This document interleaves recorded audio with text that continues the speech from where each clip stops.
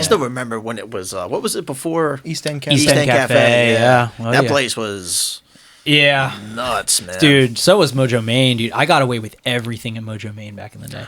We all did. Yeah. Yeah, because we used to that was like the one place that didn't care when we lit our instruments on fire. Like no one even said anything to us. They were just expected it as part of the show. One time I'd played like 4 shows in a week, and we used to play Homegrown a lot too, and Mojo Maine, and I played both of them that week. And I got on stage, and the first thing I said is like, "What's up, Homegrown?" And everyone went, "Boo!" And I was like, "Oh fuck!" I like completely forgot where we were. I was so tired. Like they're not a football pass away from each other. Yeah, but it was just such a different crowd. Whatever. Yeah. You want to open the episode?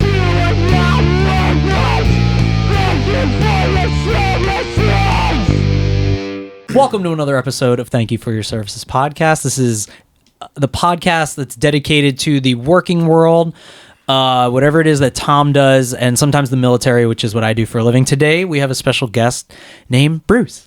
Hello.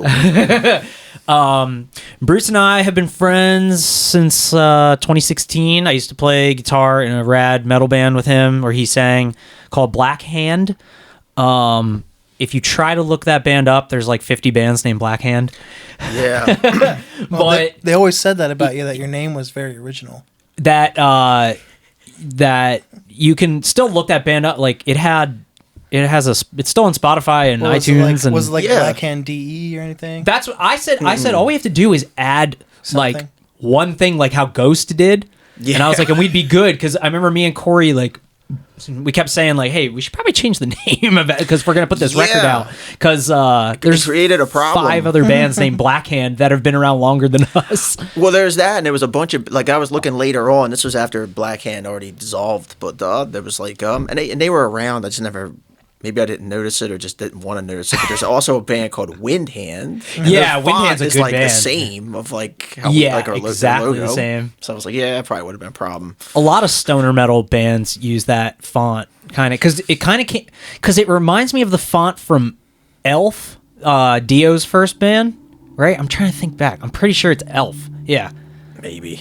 You ever listen to them? Either of you guys? No. I've never even heard of that. That's I know that's of Ronnie them, James but- Dio's first band was Elf. I thought it was Rainbow. Rainbow was after Elf. Oh, cool. Yeah. I can see you do not care, No. Tom. Okay. Cool. Why don't you talk about fucking... What? Like, I don't know. Trapped Under Ice? No, I can't. No, I'm trying to think of like a stupid like. Well, you can't, so a fucking stop. hardcore band name like, fucking, Faceplant. Good job. They're all like 2-syllable names. That Fucking are just one Killer word. What's None, Black I don't Hand, know. stupid? Black Hand? Is that Also a 2-syllable word. Actually, was it 2 words? I think it was. I think think we it used was as one one. word. Was yeah. it one word? I don't I even remember seeing you on flyers as one word. Was it us? Was it our band or was it a different band? I Yeah, was watched it you these at the other show. I Black hope so. Hand? You did? What Black Hand show did you come to? I don't remember. Was it at Rex's? That was like my favorite place to play with Black Hand. Did we play Rex's? We sure did. Did we? A couple of times. Yeah. All I remember is that you were there and Lloyd was playing drums. Lloyd was Okay. playing. So it's funny because you'd been trying to get Lloyd on the show for a while. He'll be on next week. Lloyd Nice. is Bruce's brother-in-law. Yes, he No is. shit. Yeah. I know. I was like waiting to tell you on the show. So before we get into our work shit, because work He's is super all right. boring, congratulations to our friend Bruce, who just had a child. A child. Yeah. Thank you. Thank you. Secondly, Bruce, as I know, you're the biggest wrestling fan I've ever met in my life. And like to the extent of Tom, Oh, God, don't you might put me on the appreciate spot. this. No. It's Bruce and his wife at their wedding wrestled for a title belt. Like, Hold on. Yeah, we didn't wrestle. Maybe let Bruce tell the Yeah, story. we didn't wrestle. Well, That'd be a good idea. That's the legend is going out of control. No, what we did was we had a DJ, he's a real cool guy, and DJs always are. I went to him and I said, "Look, when we come out, I am buying replica tag team titles." And at the time, they were the Raw tag team titles because Raw and SmackDown had split. So I wanted the Raw titles, and he was like, "All right, cool. So what do you want to come out to?" And I Yeah, said, what was your entrance music? "I wanted to come out to The Game by Okay. Motorhead." Oh, cool. Triple H. Yeah. and I got Mr. Marvel on my title, and Leela got Mrs. Marvel. And yeah, we came out to The Game by Murderhead. It was super intense. awesome. That's It was dope. super awesome with belts and like the whole and at first like because we even like kind of rehearsed it, and Leela was like, I don't know about this. Oh, this is kind of and this was 2007. Took some time. She was like, I don't know about this. I'm kind of. And I was like, look, it's gonna be awesome. Yeah. You're gonna feel like Like a the champion. fucking you're gonna feel like the fucking boss coming out with these titles. So that especially if he fucking blares that Motorhead music like I want him to, and he did, and he even gave us like this, like Michael Buffer type of thing coming out. We came out, man. We were, smacking the titles on our and high fiving and like That's going so up to funny. people. I was going. There's probably like video of it somewhere on like that we have.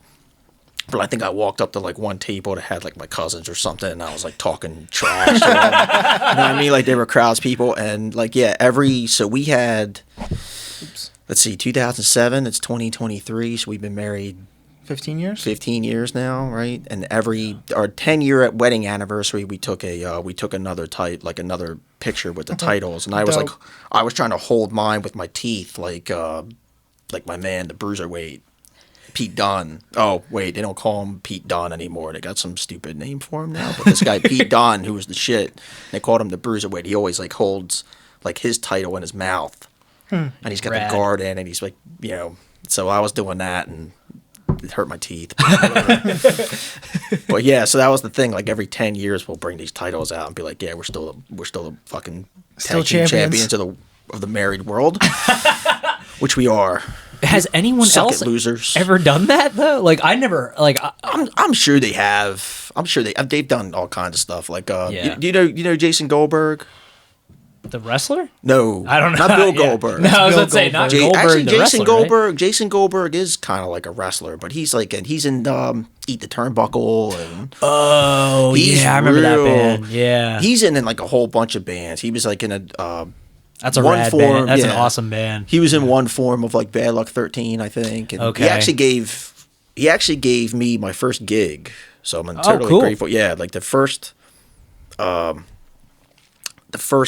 of Black Hand, we played a thing called the Satanic Rave at The Bad Luck 13 show every Halloween. Oh, and okay. This was a lot. This was 2010 maybe. Yeah.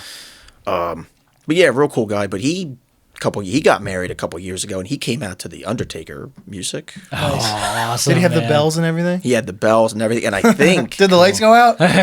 he was the lights thing because looked like it was an outside Oh, wedding. man. But I think because this was like during COVID or like after wow. COVID, they he met the Undertaker. Like it got What? Mark- people picked up on it, and What's he his met name? Mark Henry? Mark Calloway. Calloway. Mark Henry.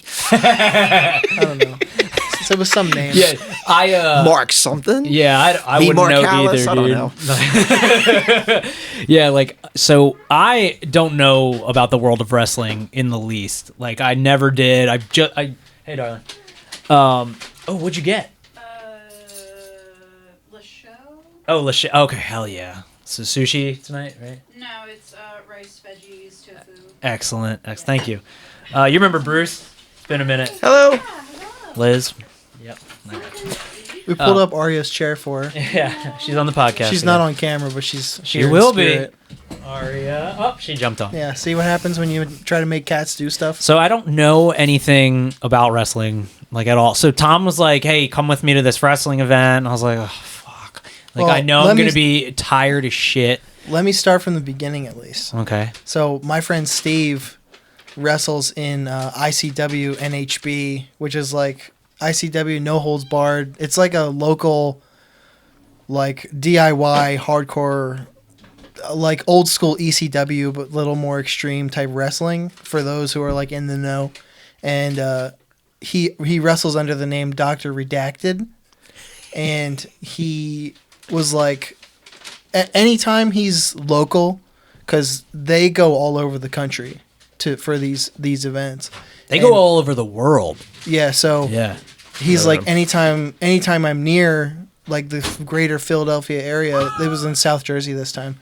he was like, I'll hit you up. So this time, his girlfriend was in town, and oh man, well she lives somewhere else, so she was visiting, and Steve was like, yo, my girlfriend's gonna be there, come meet her. So I was like, Matt, the last time I saw Steve, I think I talked about it on the pod too, I was like, you gotta see this, and I showed him a video that I took of Steve like jumping off of a thing inside onto a table onto another guy, and he was like, oh, next time I'll go. So Steve came around. Yeah, and I don't even remember you showing me that video. Well, Steve came around again, and the four of us, me, you, Liz, and Mel, all went last weekend. So we walk it, like, I'm already like, fuck. Like, so Tom and I have been making a movie. We've been making a short film with our buddy Rick. No shit. And it's actually turned out real good right now. So definitely want to see it. yeah, it's gonna be rad. So Everybody will we were see it filming. eventually. We were building like the set, not building, but we were hanging up shit for the set, filming all day. I'm the main actor in it. Like I'm just fucking tired. Like it was a long day. My job also is very fucking like. My body just hurts every day after my job. Well, you know how that is. Like, yeah. So, because I'm climbing up and in shit, because I work on helicopters now. Now I'm a helicopter mechanic. I'm not a barber anymore. So I'm just like fucking tired of shit. So anyway, I was just tired, and dude, we got in there. We went from super fucking cold outside to instantly like sweaty nerd, like, you know what I mean? So I'm like, oh fuck, like this might suck. Within the first 30 seconds, I was like, this is the greatest thing I've ever been to. It's like that. Dude. So, yeah, we walk in, and it's mostly, like, punk and, like, metalheads and, like, obviously juggalos. Like, if that wasn't obvious already. Yeah, time. so many juggalos. Big time. I looked at Matt, and I was like, what's the over-under on, do you think there's a dozen or more juggalos in here? Oh, my God. And, dude, it was packed. And, like, there's only so many metal chairs. Aria, get away from that. Don't knock over the iPad. We're having technical difficulties Yeah. of the feline variety. Yeah. Yo, That's the so cat, funny. our other cat, Haku, he got stuck in the cabinet over there. Did you see his head poking out, by the way? Wait, you said your cat's name is Haku? Yeah. And you swear you don't like wrestling? No, that's funny. Like, everybody thinks it's from something else. Like, They think it's Aku from Samurai Jack. yeah, that's Oh, right. okay. Yeah. Wait, there's a wrestler, Haku. There is a wrestler named Haku. That's pretty Or cool. was. He don't wrestle anymore. But some people call him like the most legitimate tough guy outside of like wrestling. He's a Japanese wrestler? I think he's more of a. I think he's more of like the Samoan. Oh, he's Samoan. Bloodline. Okay, cool. So we walk in, and the first match we got there like, I don't know, 5 minutes late or something to the I think first we missed match. one match. Okay, either Maybe. way. So they're like, Mel just turns to Liz and I, and she's like, hey, when they break glass, make sure you like turn your back to it because the glass shatters everywhere. And I'm thinking in my head like, it's probably fine, but no, they fucking you're this close to the ring and it's packed, and they just pop these fucking light bulbs all over each other, and it's awesome. I loved it. Yeah, it's like I don't know. It's like the Evil Dead. It's like a Gwar concert. It is. It's just like a Gwar concert. So they fucking, but Glass it's real. gets everywhere. But it's real blood, real barbed wire. Yeah. Like, dude. So they do this rad thing, where they point to the sides of the ring, and you cheer, and you're trying to be loudest, and they have a guy in a chokehold in a headlock, and they go, whoever's the loudest, they face them towards you. And they take a fucking broken light and they jam it into their head, blood everywhere. So you kind of understand this world. You've probably been to shit like this. Over here. Yeah. Over That side. Fuck that side. Yes. Fuck that side. There's a guy. He's very reminiscent of this guy, and he still wrestles. Like he's still like fucking crazy. I want to say his name. His name's like. I want to say his name's like Nick something, whatever. They actually had an episode about him on like Dark Side of the Ring, and he was on. Oh shit. He was on AEW.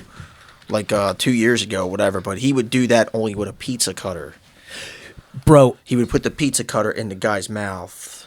Woo! And go, yeah. And he would beg, like, the side, like, I forget his name, man. His name's Nick. I want to say his name. He's a Nick Delaware something. guy? Or? I don't know if he's a Delaware guy, but he's okay. done, like, time for, like, armed robbery or something. I think Cool. He's like a real-life crackhead.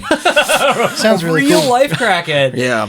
There was this one shout out to before we even get to Steve, your friend, and now hopefully and my friend now because him and I connected on a lot of like levels. So there was a Japanese wrestler named Sakura, and he fucking gets a metal skewer through his mouth, keeps it in there, and still continues to wrestle. And it is amazing to watch.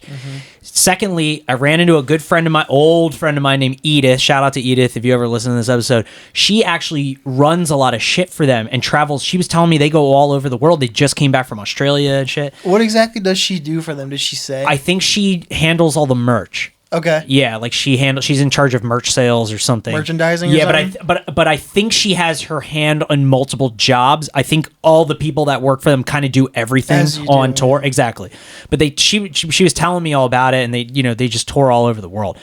Thirdly, and this is like I got one more thing, but okay, so fucking Tom's friend Steve is an amazing dude. He goes by the name Dr. Redacted. Comes out in a doctor in scrubs. First of all, to like rad music, and he's badass. He does some crazy shit. He does this thing where he puts himself inside of a metal trash can, jumps off the turnbuckle onto another man that is laying on concrete floor, and it's fucking insane, dude. And then he's also a huge Godzilla nerd like me, so him and I just like They were instantly like we were boners. like, dude, yeah, we docked. The kid, for a kids second. call that docking. Yeah. so we were just going on and on about Godzilla, and it was rad to meet him and everything. Then fourthly, I got to meet one of my favorite YouTubers who was there, Justin Silverman. He's part of the happened to be there. I've heard that Cinemassacre. Do you like Cinemassacre on YouTube? The Angry Video Game Nerd, Yes. all them guys. So he's the guy, if you remember, he's the big guy that played Clown in the Spawn episode. Okay. He does a lot of their editing, a lot of their video production, set building, like all that shit. He's been involved with Cinemassacre for a minute. So I got to meet, he was just there hanging out, and like nobody was happened going to up be and there. bugging him. So, and he's a big Pokemon collector, and so is my wife Liz. And so I was like, hey, my wife's too nervous to come up and say hi, but I really wanted to meet you, dude. You're like, I'm a huge fan. He was just super cool. Like, yeah. Anyway, so that was a really cool night, man. Yeah. That was Yeah, sick. it sounds awesome. Yeah, dude. You got the next one. I'm gonna text you because I think. I'll go, and I know, like I said, I know Dave, like Dave Oh, yeah. Sanderson. He goes to like the CZW tournament. I don't know if they call it CZW anymore, but he goes to like they used to have the Tournament of Death like every year in like Smyrna or something, Delaware. Oh, okay. Yeah. You know what I mean? And then he was like all kinds of stuff. Guys getting like pile drived on cinder blocks and Dude, all yeah. kinds of stuff. It's crazy. Man, I always think like I'm pretty good at taking a hit. Like I've definitely been injured a bunch in life, but then I see shit like that. I'm like, I would actually die in my first match. Maybe. Like, I don't know. I mean, the adrenaline would probably get you through a little bit, but like to do the shit these guys do, like you said, they tour. It's like, all right, man, it's been 3 nights. I know, It's Thursday. exactly, Ready dude. to take some more like fluorescent light bulbs in my eye. But that's nah. like so. Steve, he's straight edge like us, and there's some shit where I'm thinking in my head, I'm like, okay, I don't take pain pills, and he probably doesn't either. Honestly, the only thing I saw him do for the pain was, I mean, there might be shit behind the scenes that I don't know, but Yeah, they like what the hell? I'm is it sure they called? clean them up and stuff. But I was asking. I asked, I think it was his girlfriend or his girlfriend's friend or whatever. I said, are there showers back there or whatever? They're covered in each other's blood. Yeah. And I'm thinking like diseases and shit. And Yeah, they're like, no, all they have is Bloodborne baby pathogens. wipes back there. And I'm like, baby wipes? Yeah, Like, that's what crazy. the fuck? Yeah, dude, they go for it. Yeah, dude, that was nuts, man. Anyway, that was a lot of fun. Possible future guest of the show, Steve. Yeah. Did he win the match? No, he did not. He was the heel, I guess. He was the heel this time. Heels And- are always the best, though. Oh Yeah. yeah, he It's was so definitely the entertaining. more fun to watch because the other guy came out to Sweet Caroline, and Oh, his man. name is Neil Diamond Cutter. Yeah, Neil Diamond Cutter. That's right. And Steve, when pretty the good. when the announcer was like, working the crowd, Steve took him to the side for a second, and then he said, "Dr. Redacted has just told me this entire crowd loses points with him for singing along to that corny song." Yeah, it was pretty funny. I was like, "That's my Steve." All That's right. so funny. All right, Bruce. Aside from having a kid, playing in bands, all right, can you explain to everybody what you do? What for exactly is it that Yeah, you do? what do you do for a living? I always thought you worked at a steel mill. Well, so I work at a steel fabrication shop. Okay, got it. Steel fabrication is basically we take the stuff from the steel mill. They actually make the metal slabs and everything, and then we basically prefab the building. So when the building goes to the job site and they start putting it together, now you know all the steel beams and I-beams and stuff like that. So we build all that stuff. I work for a company called Owen Steel. Cool. It used to be Hellmark Steel. And right now, currently, I guess I'm what you call a logistics superintendent. So you're in charge of shit coming and going, kind of? More in charge of the shit like going. Okay. So basically, like I have a crew, great crew of guys, and they will load the pieces as they come out of the shop for a sector of a building. I have to make sure, like, hey, what they scanned to that trailer load is what is there. Mm-hmm. So when it gets to the job site, they know what they're looking for because they're basically looking for puzzle pieces. They're building a Jenga puzzle.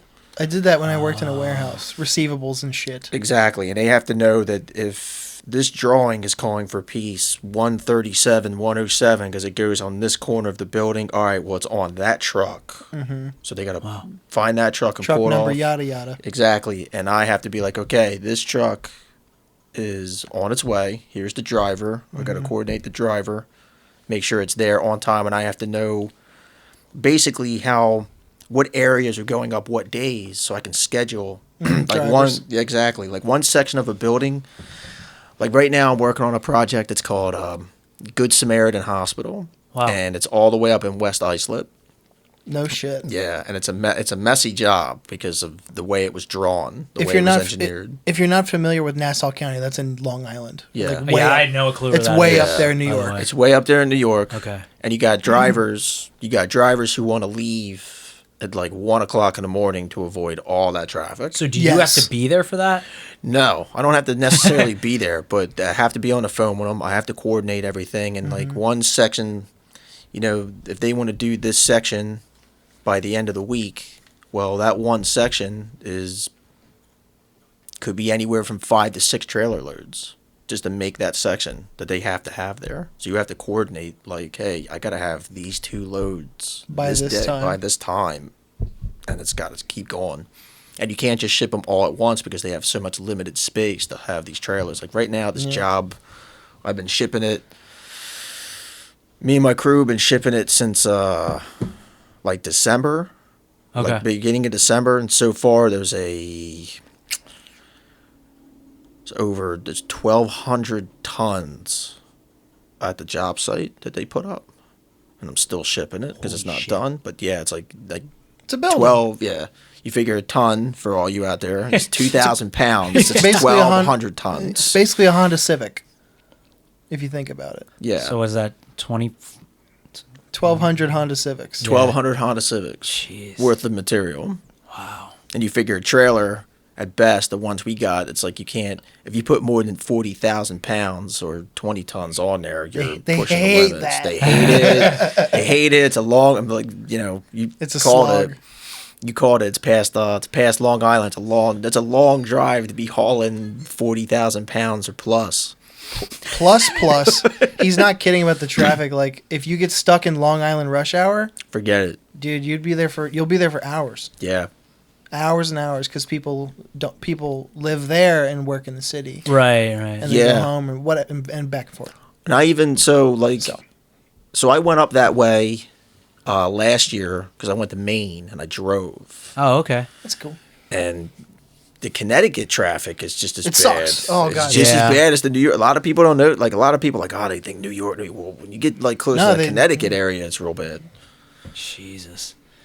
Yeah, we, so at work, we take apart, like, our older birds, and we have to, like, you literally can fold, like, a third of it. It's really wild to see.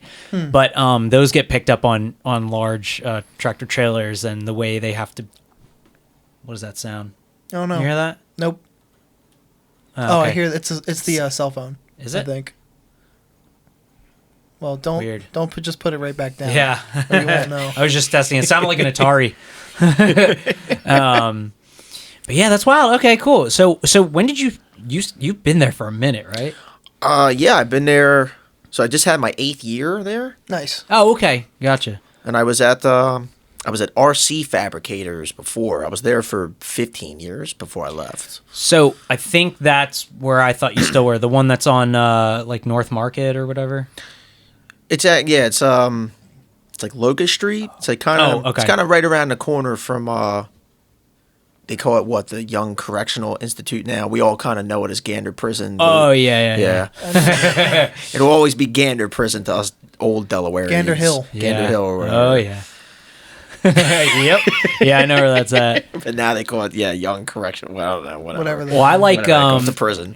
Do you guys ever bike on the big trail on the riverfront that goes all the way to Old Newcastle? Yeah. No, but I wanted to. I keep hearing about it. Dude, it's The a Jack lot. Markell. It's fun. It's really fun, but you go past the women's prison.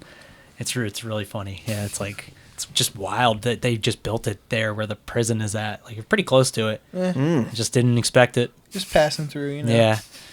Casually. The sights to see on such a bike trail. Yeah, The dude, women's it prison. is. It is just. I mean, just silly. It is a really nice trail. It is a beautiful, beautiful trail. It's really neat. It's just that one part you're like, why? What was the thinking here? But Land. whatever. Yeah, I guess. So you've been in like the steel industry for 23 years? Yeah, Is that since about right? 99.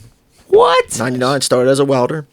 Oh, really? Yeah. Wait, did you come out of high school as a welder then? Yeah, I took so I went to Delcastle. Yeah. And I took and I loved going to Delcastle. I'm glad I went to Delcastle. It's a great school.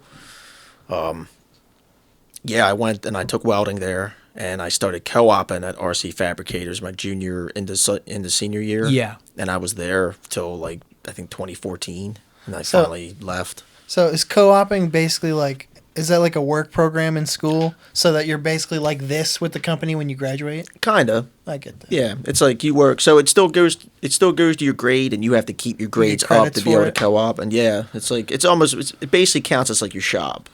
For, like, shop. you know I what mean? understand. You do yeah. 2 weeks on, 2 weeks off, and it's like that. Like your shop's the biggest part of your senior year. That and like, English, if you still got it. Math, whatever the fuck. Yeah. I think. Well, by the time I got to my senior year, like I had to take geometry because I failed it the year before, or I wouldn't even have had a math class. Yeah, I was pretty bad at geometry as well. I don't. It's that was funny the that you're teacher a I welder had. and bad or didn't. It's just wild to me because I just feel like the American like school system does not explain it right. I don't know because like I'm not an idiot, No, but no. when I took math in school, like Despite your best efforts. Right, exactly. like I can do wiring and all this other shit now. And like in school, I was like, I don't understand statistics. What the fuck is a Z-score? Why do I need this? in my defense, like a lot of people, I forget the teacher I had, but a lot of people in my class that year when I had that class failed that class.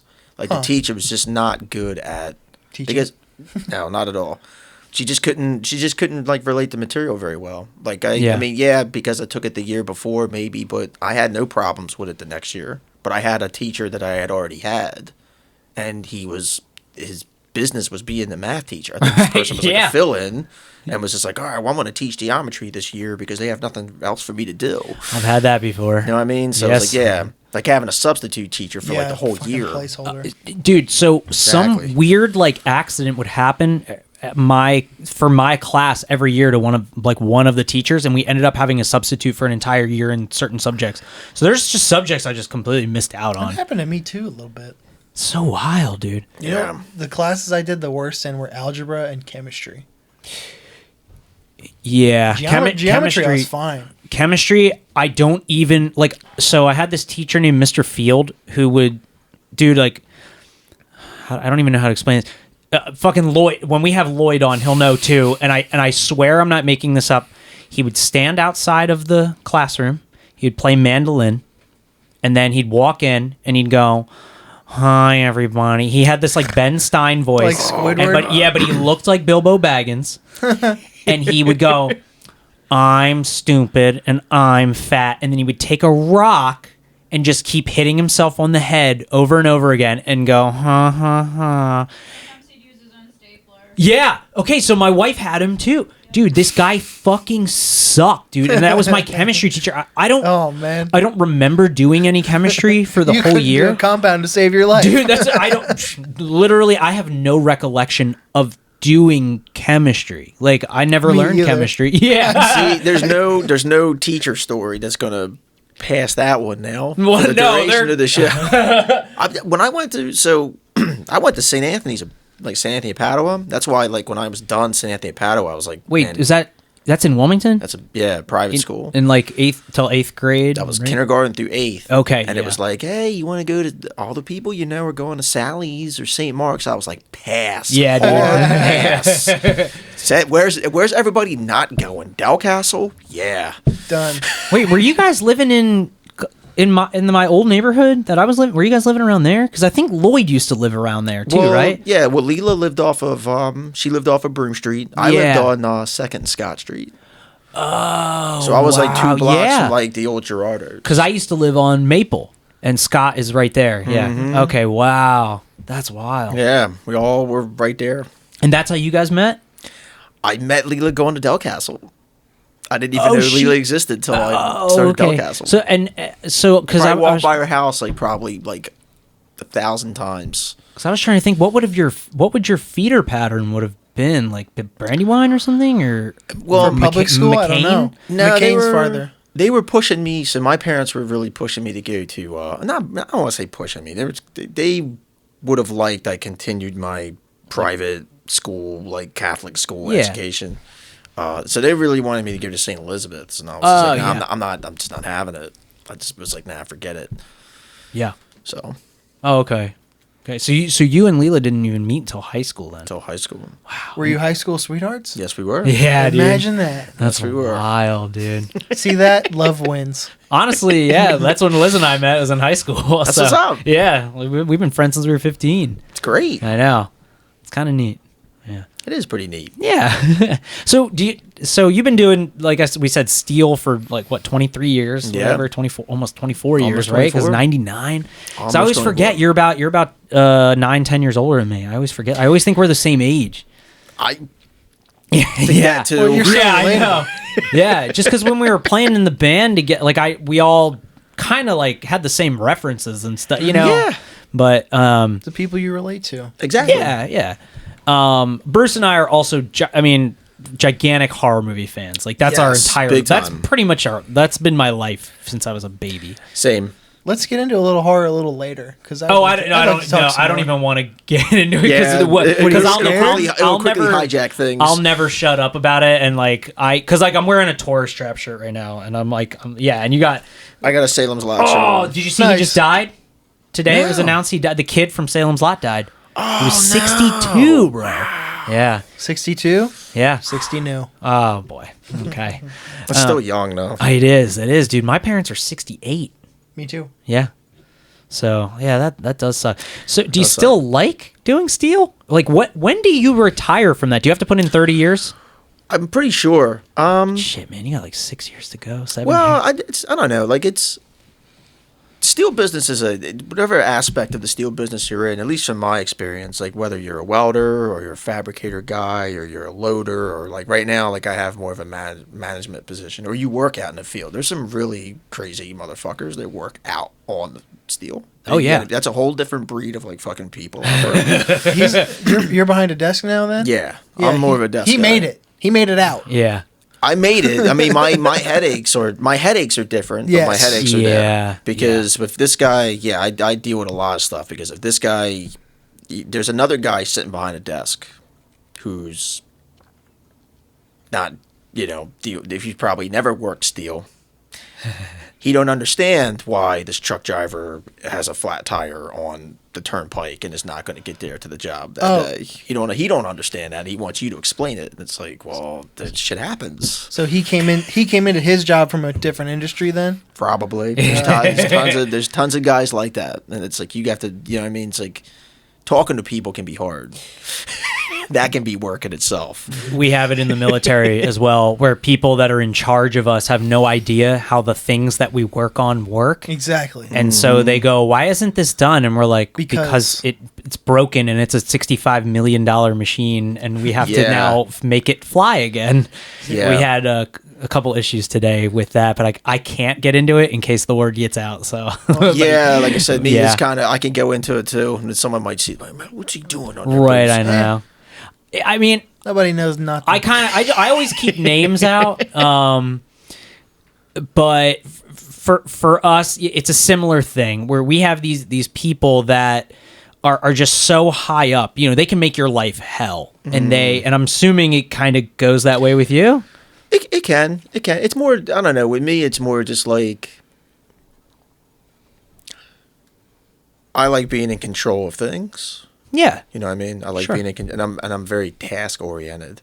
So if I have a schedule and this is what I have to do to meet the schedule, and then someone outside disrupts that for me, it's very frustrating. It's course. like I did all the things I was supposed to do, but my goal was not happening because Yeah. of someone because else. of XYZ. Yeah. Because of XYZ, and that's there's so many variables that can with steel.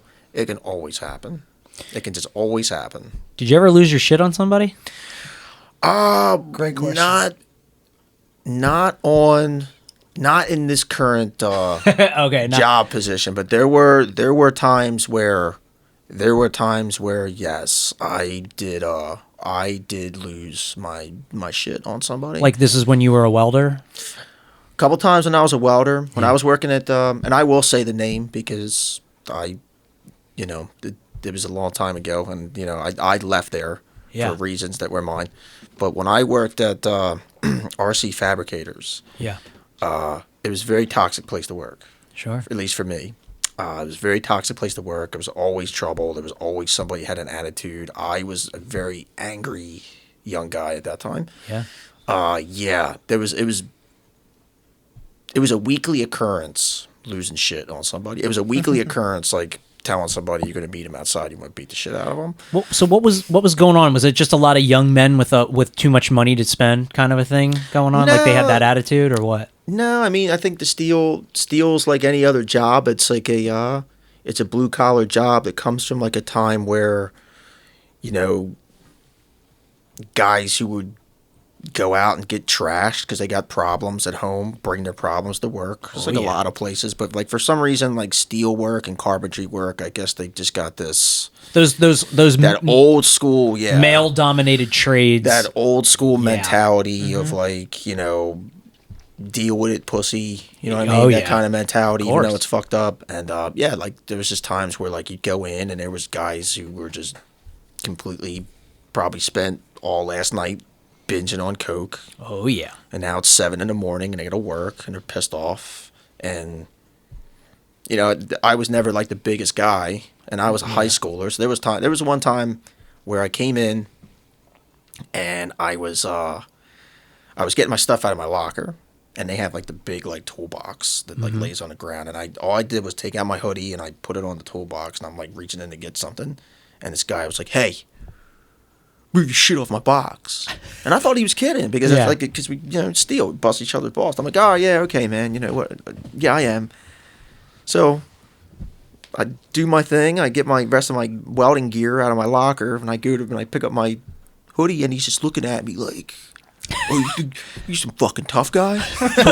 Told you to move at?" And I'm like, ha ha, shit, he's dead for real. I'm like, man, all right, dude. And I walked away, and I'm like, man, what's up with Jamie? He was cool yesterday. What's his problem today? Oh man, he's probably fucking coming down on some shit. Oh, I wouldn't take it. And I'm like, okay. I mean, I've had times where I've been in this place where it's like, man, guys OD'd on heroin and shit. Oh, Like, fuck. yeah. There's this one crazy. I'll tell you this story. There's this one really crazy story. And I didn't see it, but I heard about it because I was working at a different building, and I know it happened. I know it really happened. So RC Fabricators would get guys from like the Plumber Center. Okay. You know what the Plumber Center is? I don't. Okay, so Plumber Center is like the work release. kind of stuff. Gotcha. It's where if you did time Yep. and, you know, you were a good person and the judge thought it was cool, you could go to the plumber center, which is where, like, they would let you out to work. You'd have to go for the weekend to, you know, because you're still practically incarcerated. Mm-hmm. So RC Fab would get a lot of these guys. And I'm guessing because they probably didn't have to pay him a lot of money. And these guys, it's like, you know, these guys are going to come to work. They probably have contracts behind the scenes, too. Yeah, that. And it's like, you know, they're going to be there because if they don't come to work, they're considered fugitives. Yeah. Right? Of course. And they'd rather be working than be in jail. Mm-hmm. Yeah. So there was this guy, and I mean, nice enough guy. I won't say his name. Even if I did remember his name, I wouldn't say it. You can just make one up at this point. Well, we'll call him Fred. Sure. Fred was really dumb.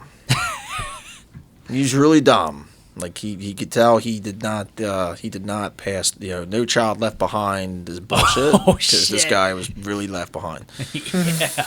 And I mean, nice enough guy. Yeah. So it's Friday and it's like 2:00 or something like that. And this guy comes out the bathroom and he's in a complete daze.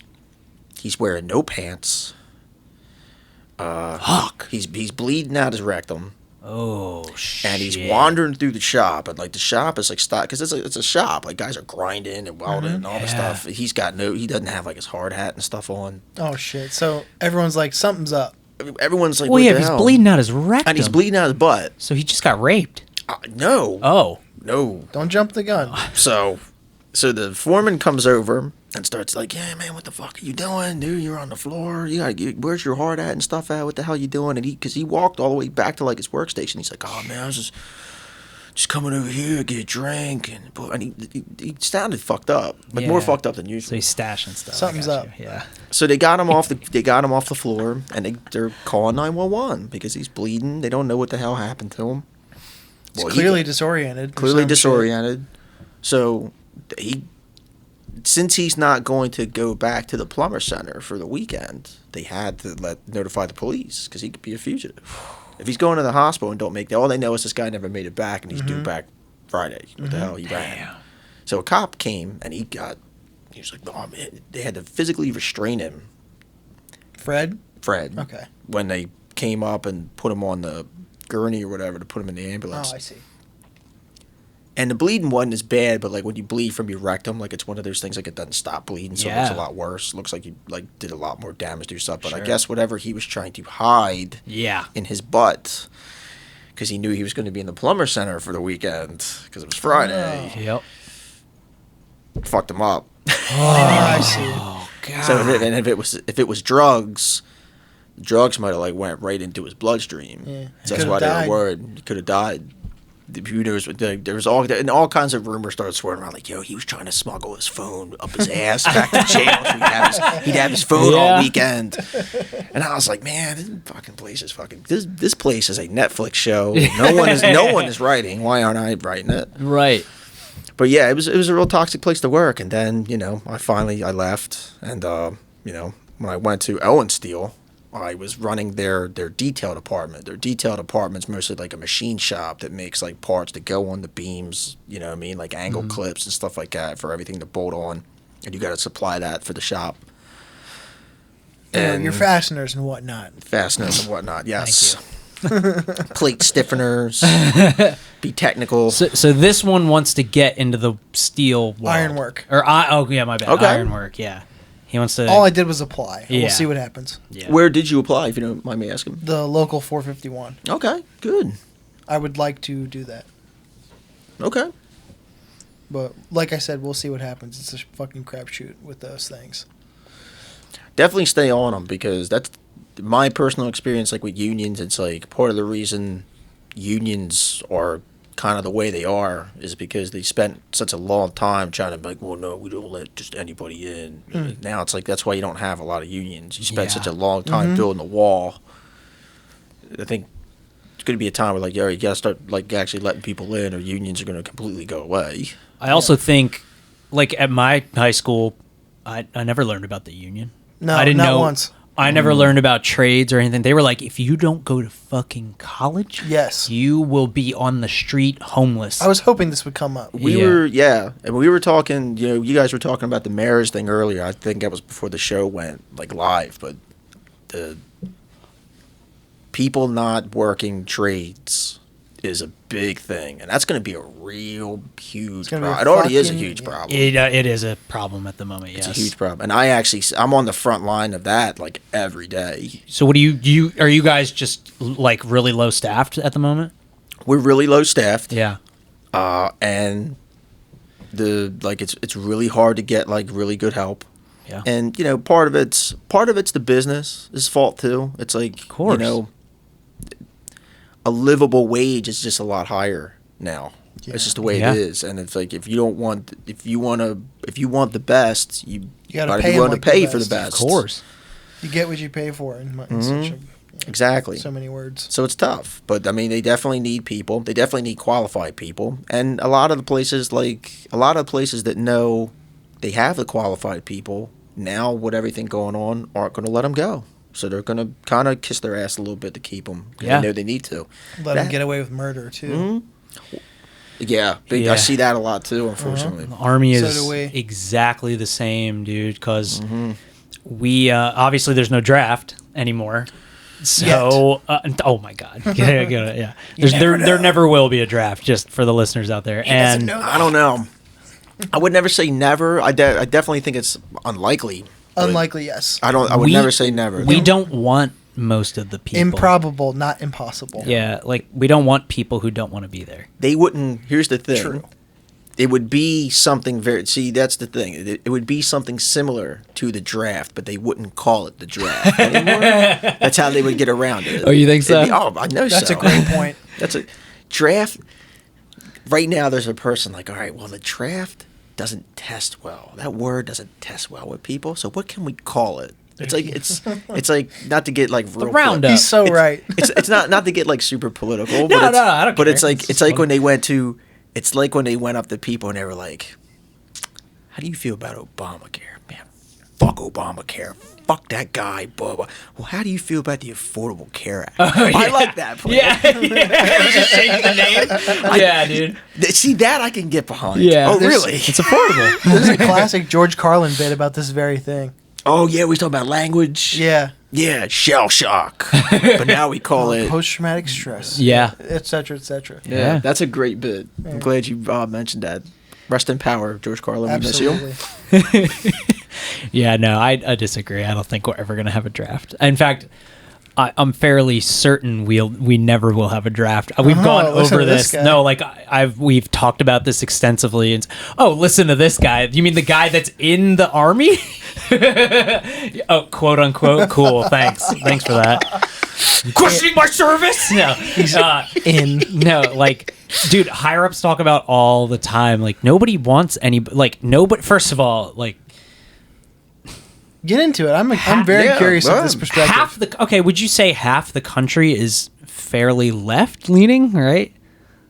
I don't know. I think it's more. I think it's close to half, maybe. Okay. I don't know. Even if it's 45%, let's say that.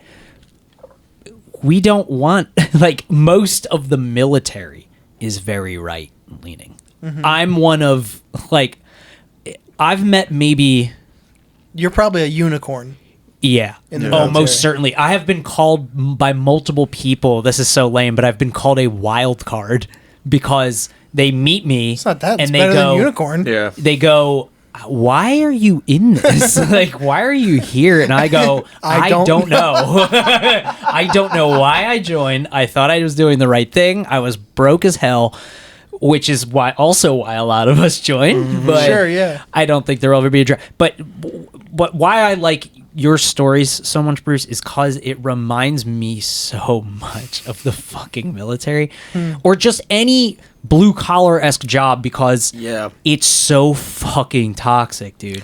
It is, and it can be. And even though things have changed, things have changed sure. in the 24 years I've been doing it, or 23 plus, whatever. It's, some things have gotten better, but then a lot of things have, there's pros and cons to everything. What's like when you, like, and I'm sure you've seen this a lot, when you see a young person come in and then you see the fucking predators just come in and just change that young person into becoming like a dick, basically, to assimilate and survive. I am a living proof of that. Like I was like no, like when I came in, when I came in for my interview, like I never wanted to I don't want to say I never wanted to be in steel, but I never saw myself as like a steel guy or like a, like I'm not one of those guys who like goes and works on stuff around his house with tools and stuff like that. Yeah. Like I'm a library guy. I'm a book nerd. Oh yeah, you totally are. You know what I mean? I'd rather talk about horror movies and comics and wrestling. Same, I don't go fishing. I don't go hunting. Right. I don't hang sheetrock on the weekends and stuff like that. And that's kind of like the stereotypes we have of like blue collar people. Of course. And it's like, yeah, like back in '99, a guy like me probably weighed like 120 pounds. Yep. Yeah, because you and I are about the same size. Yeah, long hair, this and that, coming in. Like, yeah, they were like, look at this dork. Look at this guy. Yeah. Yeah, get him to, you know what I mean? Get him to ask him where the left-handed screwdriver is. And Oh, God, find it, and yeah. all that kind of crap. Sure. Like all that kind of I guess they could call it hazing or whatever. But yeah, Yeah. they were a total like dick to you. They thought it was like a total rite of passage. And it's like I never really felt like I fit into the stereotypical like blue collar kind of world, you know? Yeah, like it's when I met you and then you told me what you did for a living, even back, match I was up. like, whoa. Because this guy, you and I are real similar people. Like we're willing to do whatever task we're given. And no matter how tough it is, no matter what the weather Yeah. is or whatever, like I don't complain. We got really good work ethic. Yeah, but we'll, you know. it's the people. Like I get so fucking distraught when I come home and I go, oh my fucking god, the things they talk about at work or like whatever, like the shit that comes out of people's mouth, it just makes me upset. And I'm like, I shouldn't be around this kind of a thing. Well, as far as I like the part of the reason why I'm even still with like Owen.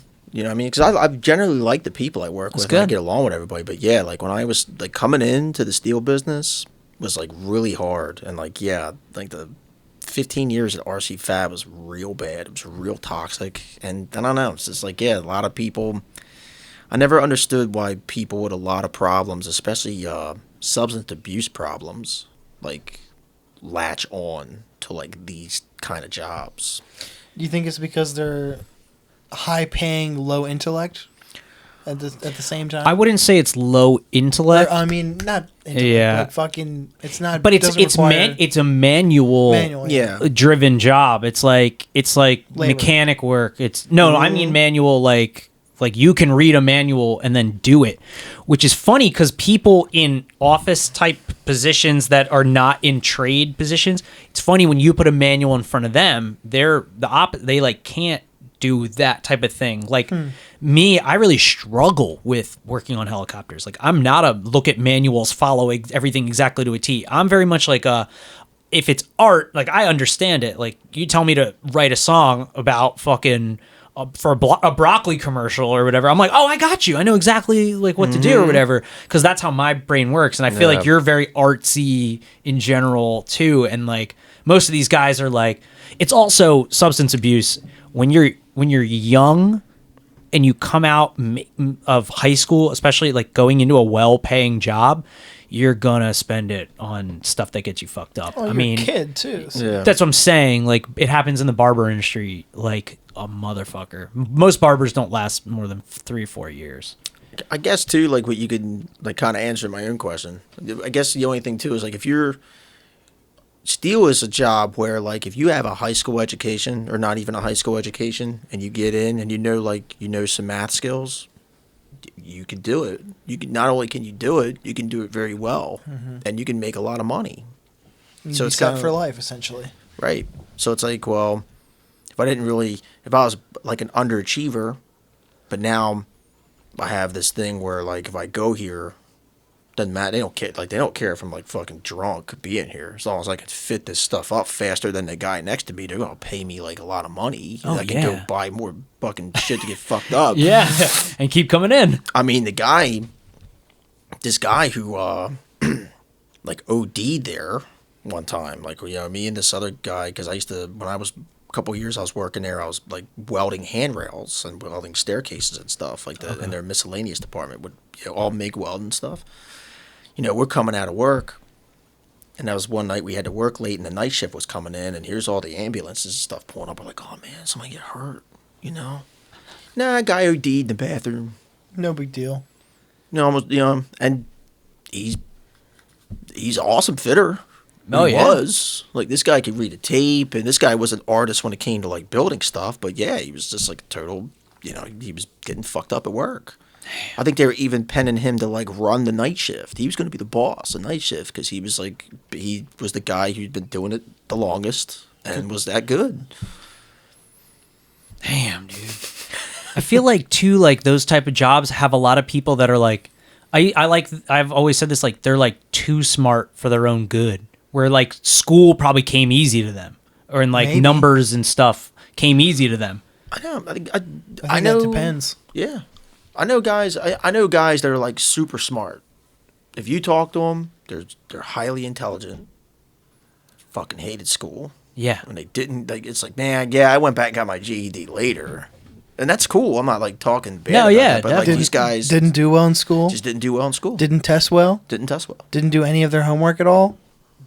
But they're also Barely graduated? But that's what I'm saying. It's like Very well. they're I sure super do. smart. I certainly do, Bruce. But it's like these guys are. I would meet guys like this where they were like, yeah, I don't know, I show up for the test, and like me, Same. I never. I'm not school smart. Like I worked my ass off. I actually never missed a day of school except for one time in 7th grade when I had the flu, and one time in 8th grade when I went to go visit another school. Like, I never missed a day of school.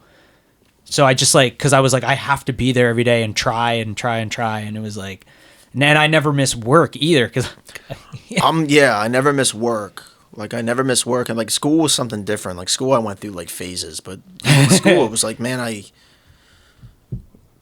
when there was a class that really, like, English, I always loved English. Oh, It was yeah. Like, I was never, if I was going to cut school, I was never going to cut English. sure. And Just I was like your always, class. Yeah, and I was always. Did you have gonna a good get, like, an teacher A. too? I had a lot of good teachers when I was going to school, especially Del Castle. I had a lot of really good English teachers. One of them's actually Senator Sturgeon. Holy shit. Yeah, my sophomore English teacher, Wow, look at that. Yeah, dude. and she was great. She was awesome.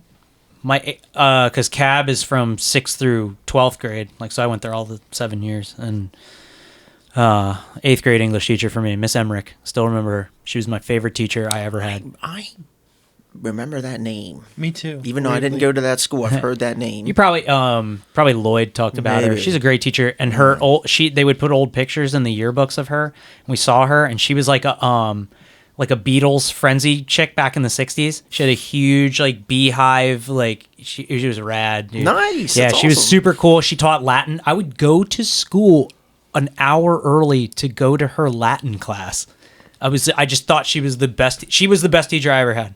So wild that's funny. Like, and she was English teacher. I also love English. I might have heard Eddie talk about her too. Oh yeah, Eddie. Yeah, damn, we got to get him on the podcast too. We do, man. Got to get He's the whole got- family. He's got a lot. Well, he's got a lot of stuff, man. He's Oh, doing, yeah. like with that clam thing, show thing he's doing. Oh, I have no idea. You gotta check it out. Yeah, well, is he still acting? That's kind of what he's doing with the The clam cruise thing. ship? Is that the cruise ship acting thing? I don't know what's going on with the cruise ship. I I don't want know. to say Okay. yeah. Interesting. That's cool. That's Lloyd's little brother, by the way, Tom. So Tom knows Lloyd just from being around, I guess. Drumming mostly. Yeah, actually. they both play drums. Well, I worked at Guitar Center for a little bit, That's right. You guys both worked at Guitar and he Center. was a regular customer, and I'm like, oh, this guy's cool, and he's a solid drummer, so we Oh, became he very is, good friends drummer. with man. That that. Or guy's beyond a- solid, really. He's great. Well, that's what he does for the National. He's in the National Guard as well. Yeah, he's He's a- literally on the drum line. He's a drummer in the National Guard band. Yes. Yeah. He's a sick drummer. He's just Oh, yeah. awesome. Mhm. Like, Nah, and I feel like he's not even.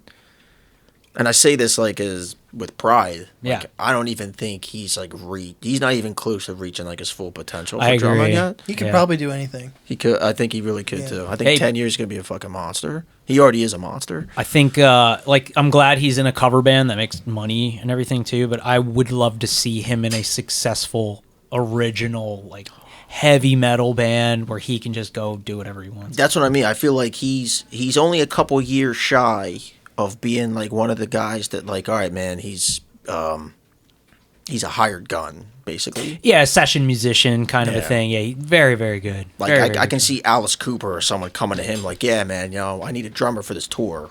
Yeah. Like he just No, I like, agree. and that's how. Yeah, Glenn Sobel broke his leg. We need you. Yeah. Well, that's how. Oh man, Dave what's her Lombardo? name? Nah, Oh, Dave the Lombardo. Who's the real popular guitar player right now? Anita Strauss. I don't know. Who's she play for? Well, that's what I mean. She started out as like a hired gun. Now I think she's playing with Dua Lipa or whatever. Dua Lipa. Dua Lipa, yeah. Oh, Dua Lipa. But she's just like this hired gun, and she was with Alice Cooper for a long time. But she's never. I saw her. Yeah. I saw her play She's with a- Alice Cooper. and My dad works for Deep Purple. Oh, nice. Holy shit. He's the guitar tech. And a few years ago, they played, I think the BB&T, and Alice Cooper was direct support. And I remember her on stage. And Yeah. my dad and I were talking about how good she was of a guitar player. She's awesome, and she's like she's blowing up. She's like a good for her. huge, yeah. But like that's She has I the can see chops, Lloyd- dude. I can see Lloyd being Chops that first. Didn't Michael Jackson have he had a female guitar player that was like incredible, and now I can't remember her name either. Well, Prince had an all-female band. Did he? Yes. Wow. Nice. Nice. The Revolution. Was Remember all- when Prince's name was just a symbol? Nope. Yeah. I wasn't. Artist formerly known as Prince. I think I was like 4, so no. No, you were not. Remember when Prince did the Batman soundtrack? I Sure sure do. Oh shit. It's like I remember watching a documentary about that not too long ago. And it's like, yeah, Tim Burton making Batman. He had to, Warner Brothers wanted to get like the hottest musician at the time, and it was Prince. And I was like, what? I mean, Prince is cool, but really, he was the hottest like musician of that year. Yeah, I was never a Prince fan. And It's funny, like, very underrated guitar player. I will give him that. oh, he's an incredible guitar. He's an Incredible incredible guitar musician. Sing, Yeah. all those things. It's just, I never. He's a musician's musician. I'm a musician's musician. I'm shocked at this. that I'm not into it. Yeah. Yeah, I don't know. Never did it for me. I don't know. Especially all the things you like. Well, you're an enigma in and of yourself, so whatever. You'll fucking blow yourself. If I fucking could, I would. I know. Yeah. I know. My nose gets in the way. Give me a. Christ. Let's. Speaking of Batman, let's get into some fun stuff. Okay, well, I saw one license plate. It just said High Tide. I was like, Oh, so good. the fucking. I feel like listeners outside of where we live wouldn't understand this, but the amount of annoying beach culture that lives in Delaware it never ceases to astound me. Like how much people fucking love Dude. our beach. Dude, I live the salt life. Okay? Literally. Fucking Salt Lake. Yeah. So, my wife Leela, every time she sees that sticker, she's like, "Man, I always think it says slut life." Yeah. Well, there is one now that says Slut Life. Yeah, even like years ago, like yes, every time it's like slut life. She manifested it. She put it out into the universe. Now someone else is making money. It's a real Exactly. badass font too, but it's so lame. You know what else fucking sucks? Is a fishing hook on a fucking baseball cap. I don't get that. Dude, I don't either. It's I don't just get balls on a truck, but there too. yeah. I'm a fan of truck nuts. Truck I'm an even bigger fan of croc nuts. What are croc What are nuts? croc They're nuts? truck nuts that go on the back of Crocs. Jesus Christ. It's hysterical. I hate Crocs so much, and I'm so pissed. So you bought me a pair of Crocs I that did. you I got him a pair of camo Crocs. and you were and I finally was like, fuck it, I'll cave. I'll bring them. It was last September. We were on our annual training. They have their uses. So I would use them for shower shoes. Well, I fucking got to literally use them for like, I don't know, 3 nights. And then a soldier, I won't name who, decided to get shwasted and sat on the bottom bunk. I was on a top bunk. Somebody else was sleeping. I was asleep. Somebody else was sleeping on the bottom bunk. He got shwasted and fucking sat on the bottom bunk, just peed himself. just all over, and they peed all over my fucking Crocs, bro. And I was like, I need to throw these out. They're the easiest shoes to clean. You should have had him hose them off. I'm not gonna put my feet in peed on Crocs. Like, Why? I already didn't Just clean? want. You know why? You know why? But- I don't want another man's urine anywhere near my feet. Oh, I hate to break this to I've you, come but this far in life that I don't need that. There's probably something I should tell you then. I peed on your Crocs. I peed in all your shoes. Yeah. It's funny you say that about urine. It's like, man, I don't know, like 2 hours ago, I literally just got like peed on. Oh yeah, you just had a baby. Yeah. They're just shooting By pee. the old BB. Oh man, I got so far. I almost got like projectile shit on. Yeah. Oh, pee. I picked him up and I was like, man, are you wet? Now I'm wet. Oh, dude, he's a mini Bruce. Yeah. Hey. Are you glad it's a boy? I don't know. You know, it sounds like a cop out answer, and I hope but I was fine either way. I just wanted, Really? yeah, That's I just cool. would, Yeah, just wanted a happy just kid. like, yeah. I wanted a happy kid. I wanted a really happy kid. I wanted a healthy kid. But part of me was kind of like, if it was a girl, I kind of would have. That would have been a cool challenge to really embrace and accept. Like how do men in 2023 raise girls? Well, in the brief time that I've known you, you'd probably raise a solid girl. I think I would too. I mean, But it's just like it still would be like that challenge to really embrace and accept. Like, but either way, I'm really happy. I'm very happy. But now when he grows up, you got a little friend. Well, We'll see. Yeah, you'll hate each other yeah, for a that's a great while, and point. then We'll you guys see. will be. Yeah, I'll be that. Actually, I don't know. I mean, you and Leela are just stable people. I think you guys. Nice. I think that'll be.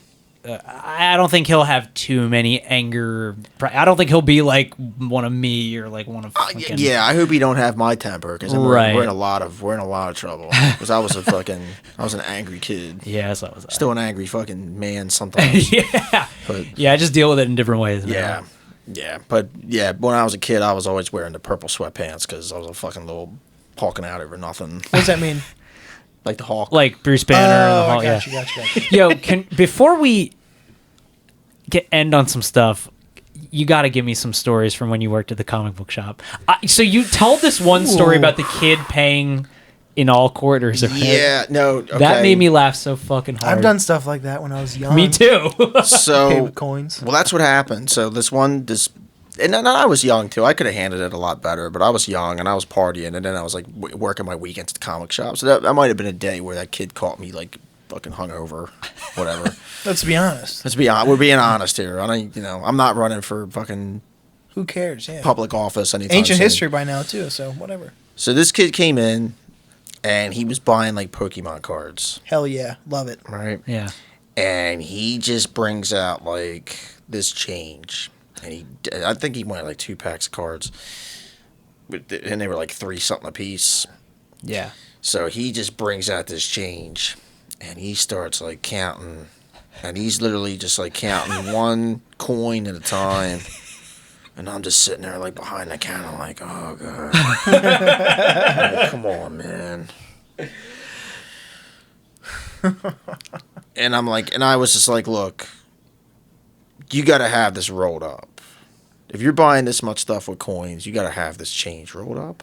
And he just looked at me like heartbroken. Oh. And I was like, look, I'm sorry, but this is like you're literally buying $7 worth of stuff with pennies.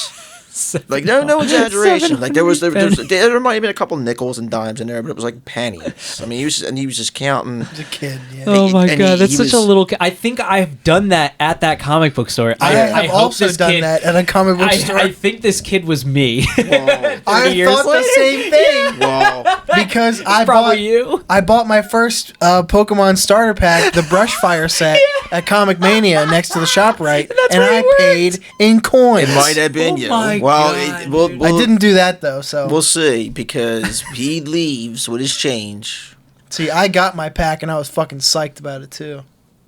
and his dad came in, and his dad was like, "What's this? You won't accept my son's money?" And I said, "Whoa!" I said, "It's got to be wrapped up. If he's gonna buy that much stuff, it's got to be wrapped. If he's got that much coin, it's got to be wrapped up." He's like, it's currency, isn't it? You gotta take it. And he dumps the change out, because the cards were still there. 'Cause he was like kind of like he was gonna talk to his dad. He grabs the stuff off the thing and like leaves and like just totally pissed off. And I'm like, all right, I guess there's enough money here. And he was pissed, man. He was really pissed. Yeah, he let me know it too. But there was a couple of times there was some. The comic book store was where it was known for, okay, mom and dad are going shopping. Yep. And they don't want to bring their kid to ShopRite. Sure. So you can babysit my kid while I go to ShopRite. I spent many hours in that comic book store. Yeah. For Meanwhile, that reason. you got all this paper and all these comics and probably all kinds of valuable shit in there. You do. You really do. And it's like, I'll get to that story in a second. And then there was the times where it's like, here's a bunch of, like you notice how like when you were just a teenager a couple years ago. But now you're like 22. Right. And the 17-year-olds like piss you off. Of course. 17, 16, 15. That's the worst look at these age. look at these assholes. And it's like, okay, well, they're the ones coming in because they're killing time before the movie starts. Yep. They're fucking bugging you because you just want to Right. get out of there. They didn't learn that it's cool to buy stuff from the dollar store and sneak it into the movies yet. Yeah. So there was this one. I wasn't working at the time, but I was there, and there was like this. I don't know. It was like $60 or something like that. It was like a statue of like Storm. Yeah. Like the giant size X-Men Storm. Okay. You know. Yep. Like, give you an air of Storm, like the cool air of Storm. Yeah. And this guy was like, I don't know why they had it to where you could pick it up, but he like picked it up, and he was looking at it. He's like, "Oh, it's really cool," and he drops it, busts it. And my friend who was working at the time was like, "All right, we got to pay for it." And he's like, "Fuck you, I ain't paying for it." He just left. What? So here's this broken like Storm statue we couldn't do And you're anything like, with. It was like guess- $80 or I something. guess I'll damage it out. Yeah. Fuck. So like you had some legit assholes come in there. Oh, yeah. Retail, bro. Retail's rough, man. Now they moved it next to another grocery store. I'm sure you've seen it. I've seen it. I haven't been in there. Oh, we go in there a lot. My wife has a box there. Okay, cool. Yeah. It's still cool. I think they got rid of Magic Night or something. Oh, 'Cause okay. That was a huge part of their business was Magic Night. Man, I stopped getting comics, man. Comics, comics aren't made for guys like me anymore. It's kind of where I was. It's kind of where I'm at with it. Like, I was reading Spider-Man, like, I don't know. I tried picking up an issue of Spider-Man like 2 years ago, and I was reading it, and I was like, what the fuck is this, man? It's Yeah. terrible. This is garbage. Is this cool to ask? How old are you? I am 40, going to be 42 in April. Okay. Yeah. Yeah, so you are the comic book age guy, for sure. Yeah. Like I said, I think I think the last thing I really got into was like the when they did the Secret War of like 2015 and like what they were doing with X-Men at the time. I guess that was that Jonathan Hickman who was writing it? I don't know. I stopped reading X-Men in the 90s. I got really into Frank Miller. Okay. Yeah. There was a couple of years ago they were doing some really really cool stuff with like X-Men. And Okay. I was like, and I was never a big X-Men guy, but I was like, Yeah. all right, man, this is cool. I'm really into it. And I was just getting the trades because I just couldn't you can't keep up with these issues. They're like $5, I can't you know? keep up with singles either. I No. always buy trades. Yeah. And I was getting the Hulk, the Incredible Hulk. Nah, it was called something else, but it was the Incredible Hulk, but it was like the Indestructible Hulk or something like that. It was really cool. They actually did it like this real weird old horror kind of way. They Did were it look telling like that pop art style? Because like that was getting really popular in like the 2010s era. Nah, this was I forget who the artist was, but this was probably like 2015, 2017. Yeah. And it was really cool. It was a really cool story. It was, like I said, it was real weird and real like it was real like kind of supernatural, and it was Cool. You know, it was really cool. It was really love it. cool. But other than that, yeah, like what they did with like what they're doing with Spider-Man, I couldn't tell you. What they're doing with fucking Batman, I couldn't fucking tell you. The Punisher's like a ninja. He's not a vigilante anymore.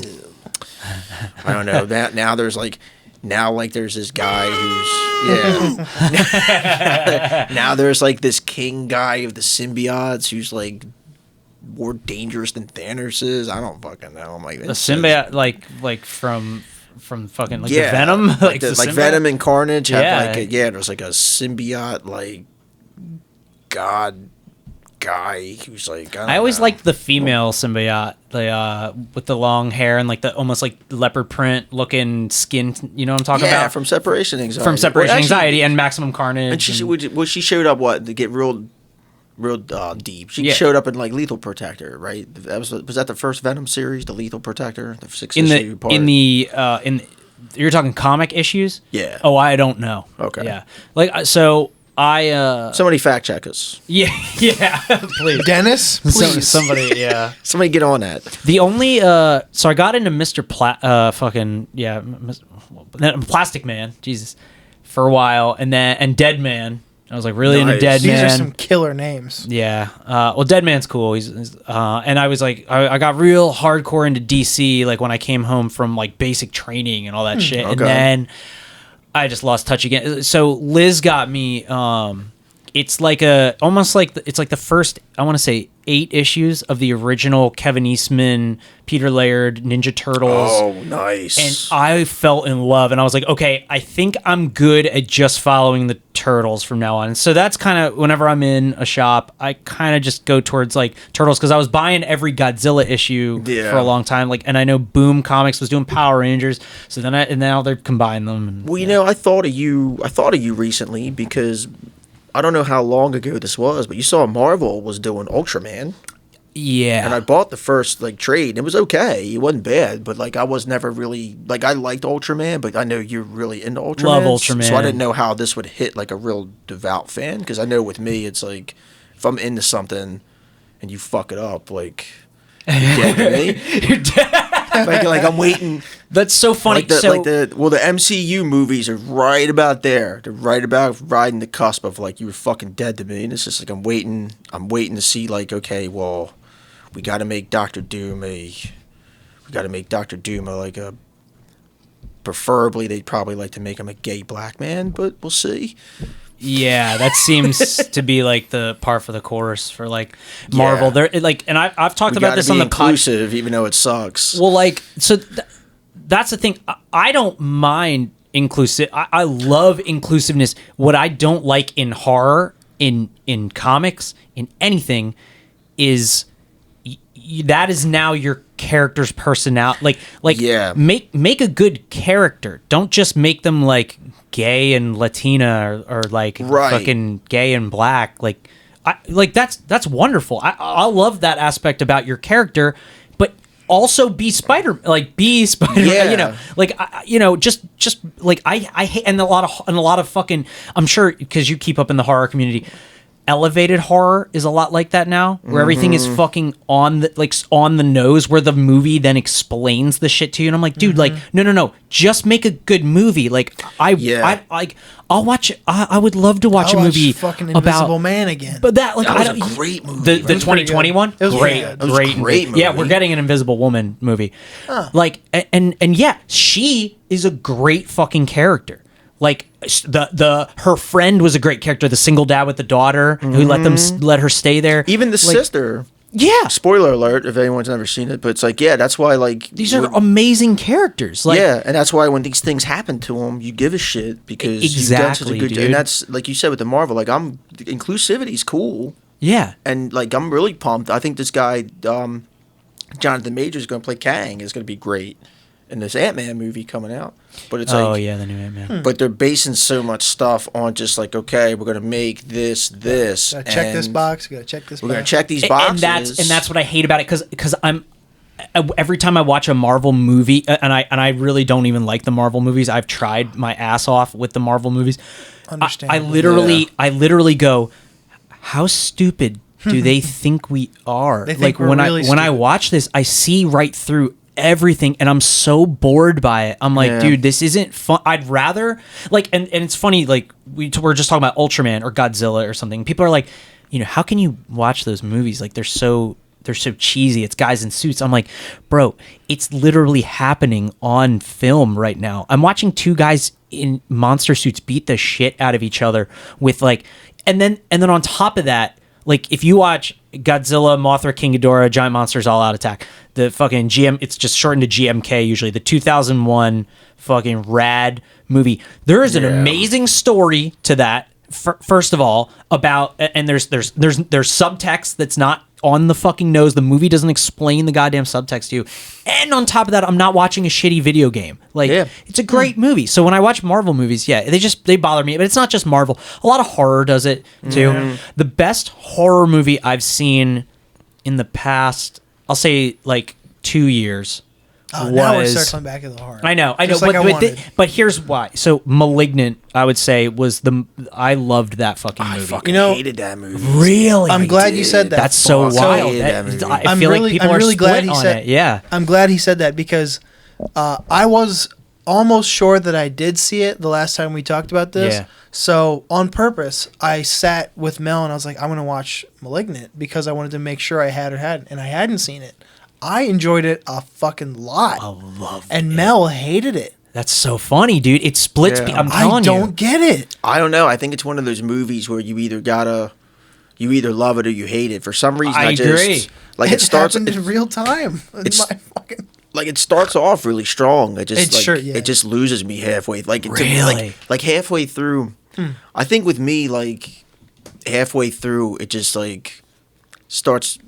When they start putting like the action kind of stuff into it, that's where like I get lost. I'm like, nah, I want more of like a hardcore like killer with a mystery. Because you wanted like a giallo fucking slasher kind of a thing, but not really. Like, you know what I mean? Like I like the tone. It just feels like the tone halfway through changed, and it just like it lost me. Like it's like now it's becoming more of like, and plus it's James Wan. Yeah. The tone did change. The tone changed, and it's like, and don't get me wrong, I love James Wan, and me too. I love James Wan, but it's like if you watch some of those scenes, like when the action picks up, it's very reminiscent of how he filmed the action scenes in Aquaman. Sure, yeah. So it's like that's kind of what I started seeing, and it just turned me off. That's wild, it's dude. Almost like, I loved it. Well, that's, I mean, I'm real. Maybe because I'm getting older too, but I'm very particular with movies anymore. And you're sure about what you like. I'm really sure about what I like, but it doesn't take a lot to take me. It doesn't take a lot to take me out of the movie. Like there's same kind of. Like my big thing now. I don't know if you guys get this, but it's like music score. Like music score is like really important, and there's a lot of movies like that have come out recently where like the music score did this, and it's like, I don't like this. So it's funny. We were just talking about Invisible Man 2020. That music score, was it 20 or 19? No, it's 2020, February of 2020. I still have the movie ticket up on my fucking wall upstairs. I have my sub too. The score was fucking great. The score is amazing. I made the movie. I own that score. I own that movie score. Yeah. It's just a beautiful film. I hope they continue with that, with all the new Universal monster. The new Renfield movie looks like it's going to be a lot of fun.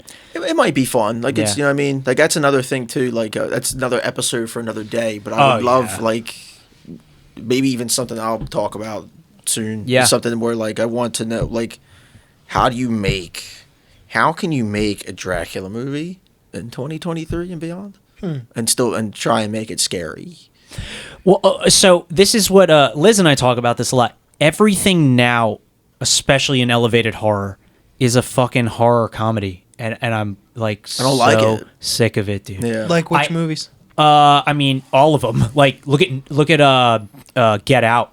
Like I also fucking hated that movie, but that's a whole other. I didn't hate it. But it was one of those movies. Maybe you know what? You and I had bits. talked about this too. Yeah.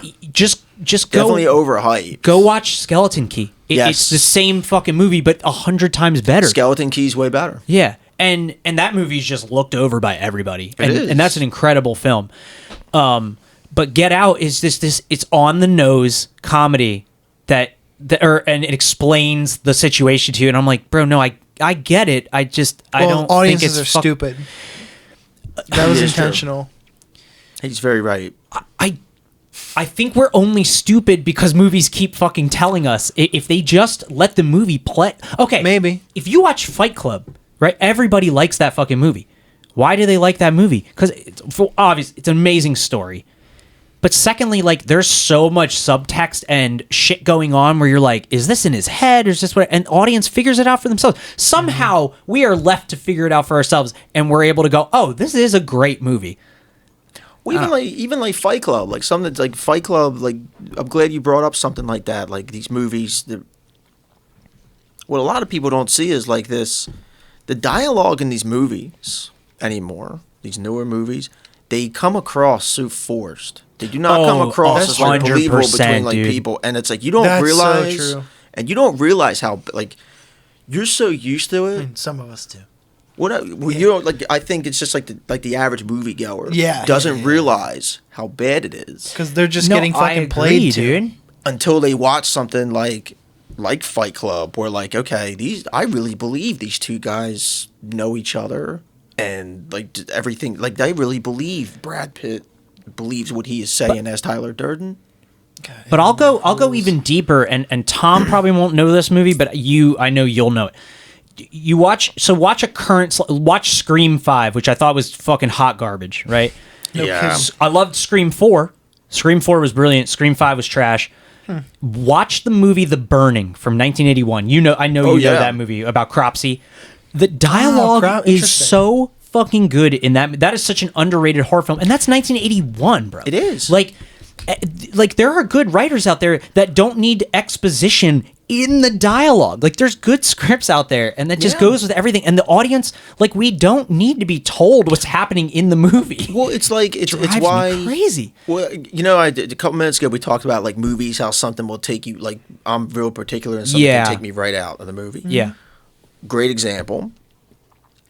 And I love his stuff. And who am I to say I'm not a filmmaker? So I'm just a guy knowing nothing about this, talking out his ass. But The Hateful Eight. Yeah. Mm-hmm. I love The Hateful Eight. Same. But there's the one part in the movie where Quentin Tarantino just has to come in and narrate what's going on.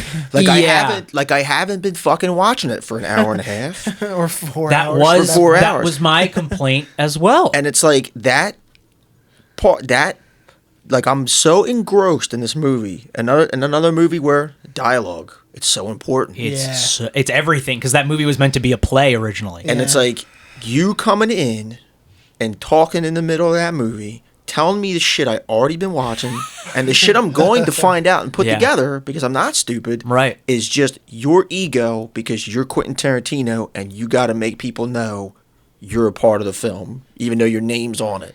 This is one of my 10 movies. You know what I mean? It's going to be one of my masterpieces. Like, and it's like, that is the dumbest, like that movie, you just made that movie, which should have been a 9, you just made that movie a fucking 6.5, because you just pissed me off. It's so funny. Foot stuff. That was when I went and saw that movie in theaters, that was the only thing where I was like, well, how do you narrate that? Show me a Sergio Leone movie where halfway through he got to come in and tell you what's going to happen with Clint Eastwood. Right. Show me that movie, and I'll tell you why I never saw it. Yeah, but it is funny that we're talking about comics, we're talking about elevated horror. It's all become the same thing. It's I think Tom and I were talking about like the obvious backpedaling of like. People fucked up things for LGBTQ community, for people of color community, and now Hollywood's like, well, we'll just make it better. Well, they're overcorrecting. We're gonna they're Aunt Jemima-ing this whole thing. They're like, yeah, dude, we're just gonna put one of everybody in this movie, and it's like, well, I mean, that's wonderful. They're just checking box, and that takes me out of the movie. They're sacrificing quality sometimes. Yes. Now I will talk about. We're not going to make them likable characters. Because if you don't like them, it's easier just to call you a homophobe or a racist than us actually put the work in. Exactly, to this dude. character. It drives me nuts. Now I will talk about a slasher movie that Liz and I watched the other night that doesn't do any of this that I thought was great. Is Sick. I've been hearing about this movie. I want to watch it. SICK. It's on Paramount Plus. And it's written by Kevin Williamson, who wrote Scream and Urban Legend and all. And I know what you did last summer and all that shit. It just came out. It just came out, Tom. This year? And I don't want to say too much, but it takes place during the very first month of the pandemic.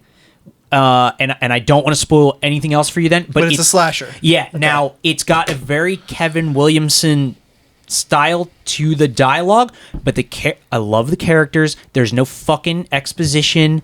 It's awesome, and it's actually scary. Okay, like I want to see it. It's I've been good. hearing really good. Definitely things about watch. I don't want to like build it up too much. Text me, both of you, after you watch it, because I really want to know what you think. I'll do that as soon as you do what I told you to watch. I will watch Possessor, you motherfucker. because I've been hearing a lot of things about Possessor. Is that Cronenberg's son's movie? Yeah, Brandon Yes. Cronenberg. Yeah, I want to watch that too. It's been on my It's- list for a while. It's a neon. Don't watch David movie. Cronenberg's newest movie. That I tried, yeah. It was Liz and I went to the theaters to see that. We were so pissed off. We wanted to leave fucking half hour in, and we were like, we want to see if Yeah. anything happens in this movie, and then nothing did for 2 hours. Yeah, I tried watching it. And I Worst. couldn't. It's bad. You are not missing anything. Dude. I'm curious. Real quick, I'll tie this in with a plug of my other podcast. I do another podcast called Irrelevant and Illiterate with my friend Dennis. Nice. And next month, at some point, we're going to do a movie podcast. And we were assigned 4 movies to watch and report on, and 2 of them were Neon productions. One of them was Yeah. Possessor, and one of them was that movie Titan. Did you see Okay. that? Mm-mm.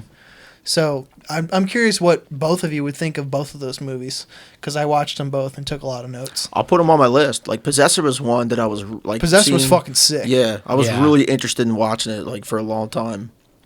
I It's wonder if Shudder has it. Shudder might even have No, it. I It's think it's on on Hulu. Is Yeah, it? I was gonna say it's either Hulu or Tubi. It's By the Hulu. way, Tubi has the Awesome. best horror selection available right now.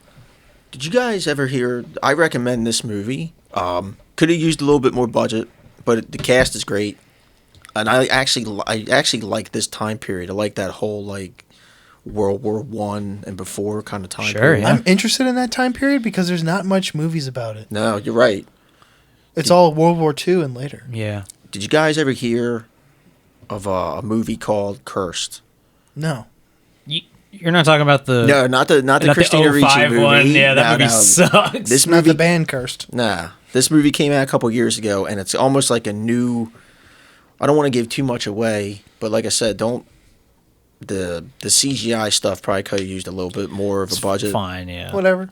but it's a new kind of take. It's almost not even a new take. It's more of like a new telling of an old like werewolf legend.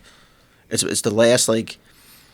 Okay. It's like a werewolf movie that's come out in the last couple of years. If you can even call it a werewolf movie, Okay. You but it's know very similar. what year-ish? I want to say it was. In I the want to 20, say it was like 2021. in the 2020s? Okay. Yeah. Speaking of Marvel stuff, did you watch the Werewolf at Night Marvel? did. I really want to see it because I know that they're gonna do all the Tomb of the or fucking whatever Dracula. Tomb of Dracula and all that stuff. Yeah. It's if you take it for what it is, it's actually a lot of fun. Like it's, which it's is a- which it's I a- like in a movie. I like Yeah. I like to have fun. It's a nice throw to it's a nice like homage to like 70s Marvel not horror, even right? I don't even want to say 70s Marvel. It's almost like it's actually got like a lot of like real cool homages to like the old Universal movies. Okay, cool. You know, I love especially that. yeah. That's my If bread you and like butter, if you like the old like obviously I You know know you it, do the yeah. old like One of the Wolfman and pillars in stuff. which he's built on. Yeah, it really is. Me too. dude. That's Yeah, why I we know. get- Well, I then we know. got in That's common. yeah, of course, dude.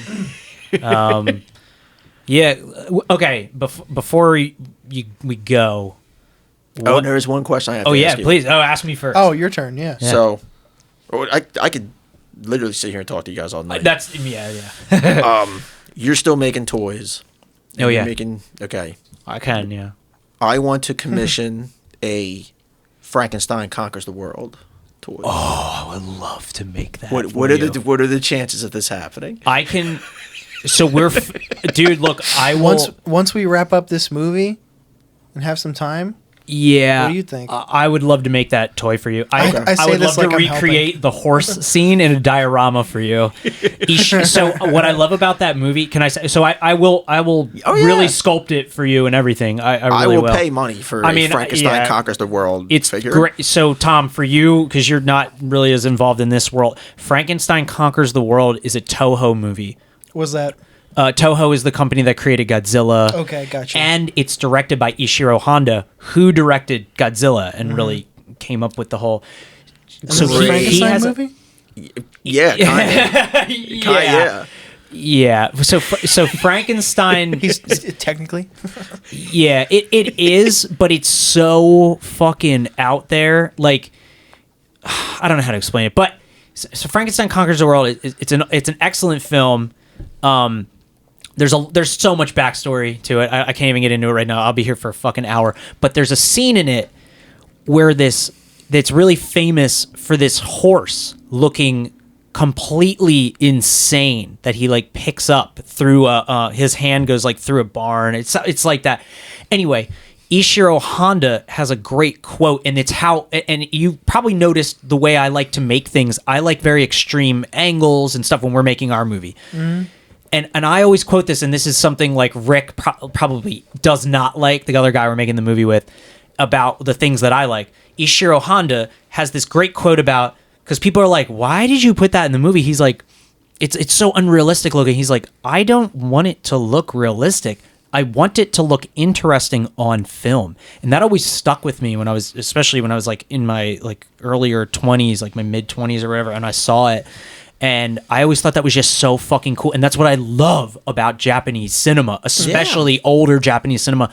Because when you watch older yokai movies or like fucking anything that was like supernatural in Japanese cinema, like it looks insane. It looks so nothing like Americans created that I love it. Like it's just so fucking weird and out there. And it is. It's very different from a Western way of storytelling. Like there's you would love these, man. I mean they're very slow paced. It's fine. But did you ever see any of the like Vampire Doll and like, I own Lake those. of Dracula? Yeah, Lake of Dracula. The Bloodthirsty trilogy. Uh-huh. Yeah, I have all of them. God. Yeah. How magnificent do they look? Oh my god, the on, like, colors TV? are incredible, dude. Whew. Yeah. So these are other Toho. This is when Toho dipped their feet into horror, like the world of horror, like Universal Monsters. Yeah, it's like like a Japanese, like almost think of like Japanese Hammer movies almost because they look like really cool. They did. They were very like, and Tom also for you, like, do you know Hammer Horror at all? No, what is it? So it was a company that in the UK that started in like the 50s. They started making basically the UK's version of the Universal Monsters, but it's what gave Christopher Lee, the now extremely famous actor, it's what gave him his start. Besides like Horror Hotel and stuff. I mean, he was in a couple of things, but he became known as Dracula. Like he played Dracula in like 20 movies, dude. Mm-hmm. And it was fucking different in every movie too, which is wild. There was no continuity. It was different. Yeah, I'll definitely get into those. Like, you know what I mean. But like, it was cool. Like when those movies came out, like the Hammer movies, it was also came out at a time where, you know, like, after World War II, you didn't have a lot of like real horror movies with monsters because of like, you know, think of how we were like after 9/11. Well, people were the monsters now. People were the monsters, and like the only thing we had became Atomic Age films like Them, which is being remade, by the way. I'm definitely gonna see it, but it's gonna suck if it's all CG. You know what's going to be? It's gonna be garbage. So yeah, and so like the Hammer movies coming out at the times where, like you said, it was just all like sci-fi and Atomic Age monsters and stuff, like actually bringing like that Gothic age back. Was, I know, like, real dude. Cool. It's really fucking rad. Yeah, Hammer horror is cool. And then, of course, Italy with all the Giallo movies and the fucking also very colorful, very bloody, disgusting. Always a fucking knife in an eyeball somewhere. Mario Bava doing shit. It's all rad, dude. I love it. Yeah, dude. Anyway. Talking about this shit all night. What do you say? You want to land this plane? Yeah, please, because I'm starving. I haven't eaten yet. What's up? There was just one more thing you wanted to ask me, and I cut you off about making Frankenstein Conquers the World toy. What did you want to ask? Oh, literally, it was just gonna be so lame. Like, who's your favorite Universal monster? Oh man, Frankenstein's monster. Yeah. All right. Oh yeah. Okay. Solid. Mine's become over. It used to be Wolfman when I was a kid, like forever, and then as I got older, the Invisible Man is my favorite.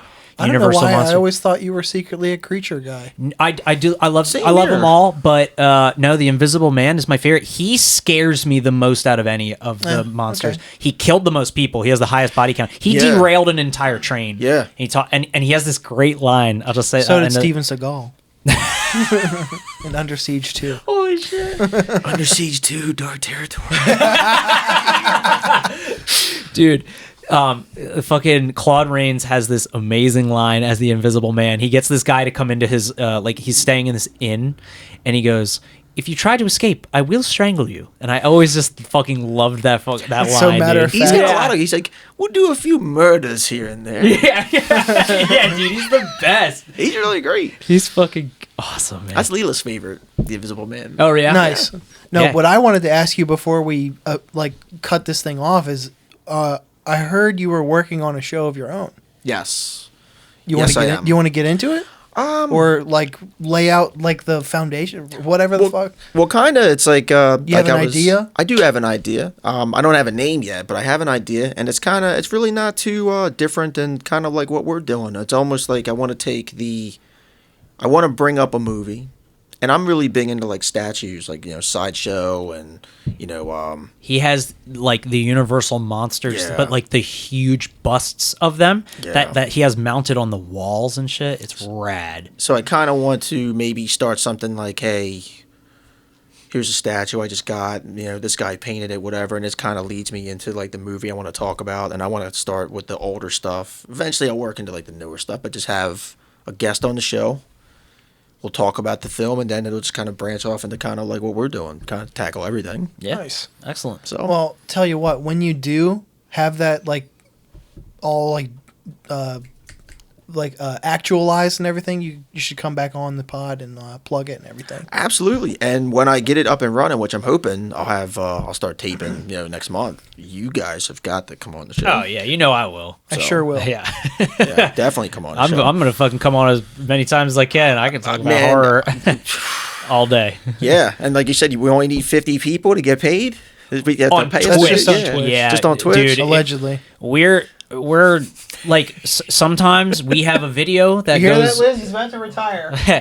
We sometimes we have a video that'll go viral, and then other times we get 2 people listen in a week, which is just fine. Like we just do it for. That's the nature of the beast. It is, dude. It's wild. And honestly, I've come to a point. So Tom is really good at the logistics part and putting out the content and like really killing it with the edits and all that stuff. And I'm very much like I can just talk about whatever on a whim. I always come up with like questions or whatever, and like we make a good team that way. But I've come to realize like I kind of just enjoy the talking as much, and I don't have that in me anymore to like want to be Yeah. famous like I did when I was younger, playing in all the bands and all that shit. I like just doing it for me. And that's where this is coming from. Like the stuff with like the statues and stuff is more like a plug to the guys I know who are painting it and everything. And I figure I have that stuff. I might as well dope. try and use it. It's great. but it's more an excuse to just do what we're doing. I like just talking about the stuff. And, Yeah. It's why I do being a my fan. It's why I do my toy reviews on YouTube. I just fucking grab a toy from my shelf that I've had for 20 plus years, and what's up? If something ever happens to me, I just want to put this out there. Yeah. If something ever happens to me, that Godzilla toy is yours. Don't plot my murder. The Shogun Warriors Godzilla with the launching fist? Yeah. Mine, it still has like the paint on the top. Dude, thank you. No problem. If something happens to me, I it's won't. yours. I would never wish that. If I upon you. disappear, Well, I It always was tell, probably Matt. I always tell Liz. That is the holy grail of Godzilla toys. That's your great white whale. In fact, that and the Rodan toy that came out the year after from the same company. see, I'd rather have the Rodan. Really? Yeah. Well, That now is- you got to find that can't- and trade them. You for it. can't Yeah. even find that toy. You'll find it in broken pieces for no less than $500. Interesting. Okay, did you see when you walked in by any chance my Monster Face toy up on the top shelf of the? Okay, I'll show you when you come think out. so. I got that. I walked into an old bookstore and the dude had it on a shelf. I said, "How much you want for that?" He's like, "I don't know. What do you give me for it?" And I was like, $20. He's like, "Yeah, sure." I Do you love know when how that shit much happens, that dude. fucking Monster Face is worth, bro? That's the same $500 on eBay. That is an insanely hard toy to come across these days. And the commercial for it is still ingrained in my memory as a kid. I got Mel a sick camera like that from the flea market. That's and Pee Wee Herman lunchbox That's really cool. Love Pee Wee because Herman. some guy at the flea market outside had tables full of fucking shit, and like a super sick like Minolta 35mm camera, and she was eyeballing it. It was like it's like solid. It had like a full on like lens on it and a flash attached to it, and she was like picking it up, and he was like, we were making conversation, and we were like obviously like picking it up and looking at it, and then we walk around the table, and she was like, holy fucking shit, there's a Pee Wee Herman lunchbox here that she used to have, but she had it was all like the logos and shit were all torn. Yeah. But this was like crispy almost. Nice. Like all the decals were like in perfect shape, and I was like, or she picked it up and she was like, how much do you want for this? And he was like, I don't know. I think he said like $30 or something. Wow. And I was like, I'll tell you what, how about you do 20 and the camera? And he was like, sure. And I was like, what the fuck? How did that work? You just got lucky, dude. He just wanted to make money that day. Yeah, really. But yeah, dude, thanks for coming on. Oh man, thank you for having me. It was Fucking awesome. pleasure. Love to have you back. Pleasure was ours. That I was would sick. love to come back. Yeah, awesome. All right. We'll talk about it when your show is like ready. Yeah. Well, as plug soon as I figure out what stuff you guys have. You get the thank you for your services bump. Yeah, dude. I know I sent you that list, but this, as you can see, this is our setup. Tom records everything on his phone to edit for like TikTok and. We'll talk about the technical shit. Yeah, it's. Okay. I guess it is kind of boring. Whenever. And then everything is on my iPad on Twitch Or because we can just talk now. Yeah. That's fine. Yeah. So anyway, if you Find want us on Instagram. Yes. Thanks for your services _podcast. The links to all of our shit is in the bio. TikTok, YouTube, Spotify, Apple, all that good shit is on the Instagram page.